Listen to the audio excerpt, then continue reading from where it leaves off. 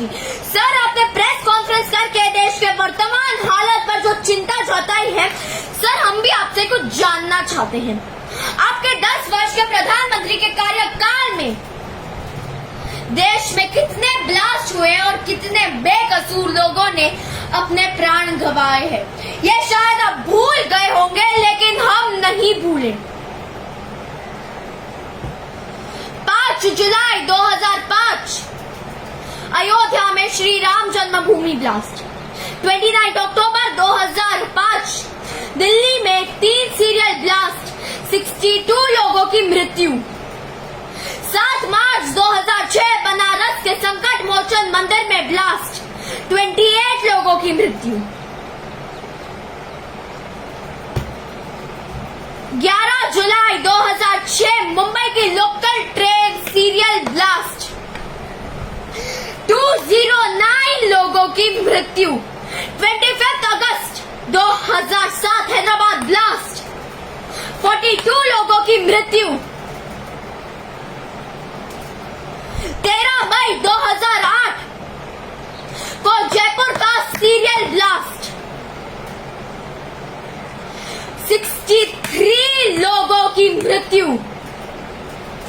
25 जुलाई 2008 बेंगलोर में 9 serial blast. 26 जुलाई 2008 अहमदाबाद में 21 serial blast, 56 लोगों की मृत्यु। 13 सितंबर 2008 दिल्ली में 5 सीरियल ब्लास्ट, 30 लोगों की मृत्यु। 30 अक्टूबर 2008 गुवाहाटी में 18 सीरियल ब्लास्ट, 77 लोगों की मृत्यु।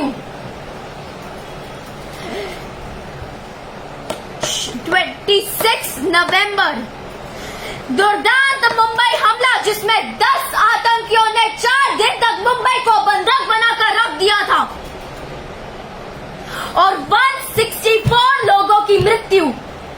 13 फरवरी 2010 पुणे की जर्मन बेकरी में ब्लास्ट, 17 लोगों की मृत्यु। 21 फरवरी 2013 हैदराबाद ब्लास्ट, 16 लोगों की मृत्यु। इसके अलावा भी देश के उत्तर पूर्वी राज्यों में हमले हो चुके हैं जिनका जिक्र यहाँ नहीं किया गया, और ये सब सीमा पार से आए हुए उस तुच्छ से मुल्क पाकिस्तान के आतंकवादी अपने यहाँ के सहयोगियों के मदद से कर जाते थे। सर, हम आपकी तरफ आशा भरी निगाहों से देखते थे कि शायद आप कुछ कार्यवाही करेंगे, देश में इस ब्लास्ट का सिलसिला अब थमेगा, निर्दोषों की जान जानी रुकेगी। सर, आप यूपीए या कांग्रेस के नहीं थे, आप हम सभी भारतवासियों के प्रधानमंत्री थे, लेकिन ऐसा कुछ हुआ नहीं सर, क्योंकि आप किसी भी हमले को रोक पाने में सदैव असमर्थ रहे। हर एक हमले के बाद फिर निर्दोषों की असमय मरते देख हम भारतवासियों को बहुत गुस्सा आता था। हम सोचते थे कि सरकार अब कोई कड़ा एक्शन लेगी, लेकिन आप डोजियर पे डोजियर भेजकर हम भारतवासियों को गुमराह कर देते थे सर। और फिर ब्लास्ट, फिर देश में बेगुनाहों की असमय मौतें। शायद आपकी सरकार में आम नागरिक की जान की कोई कीमत नहीं थी सर, जो आपने कभी कड़े कदम नहीं उठाए। 2014 में हमें हमारा एक नया नेतृत्वकर्ता मिला, जिसने हमें हमारी ताकत का एहसास कराया।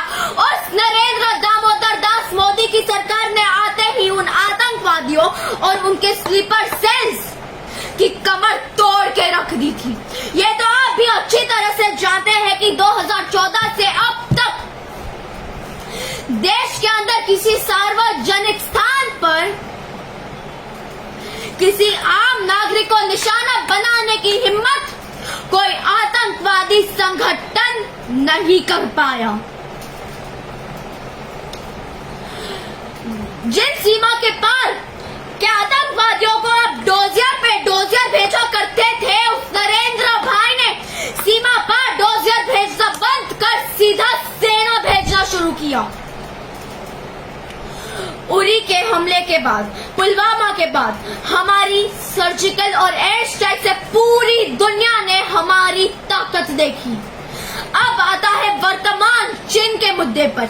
यह तो आपके पूर्ववर्ती कांग्रेस सरकारों की मेहरबानी है जो आपने 1962 के बाद से सीमाओं को यूं ही छोड़ रखा था।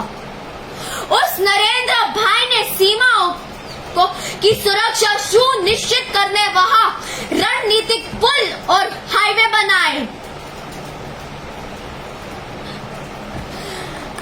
आपकी सरकार ने 38,000 स्क्वायर किलोमीटर की जमीन चीन को देकर बिना कोई युद्ध आधा कश्मीर पाकिस्तान को परोसकर आपके जिन पूर्व नेताओं ने खुद को भारत रत्न से नवाजा है, उनकी अगली पीढ़ी होने के नाते सीमा विवाद पर आपके मुंह से ये सारी बातें शोभा नहीं देती सर।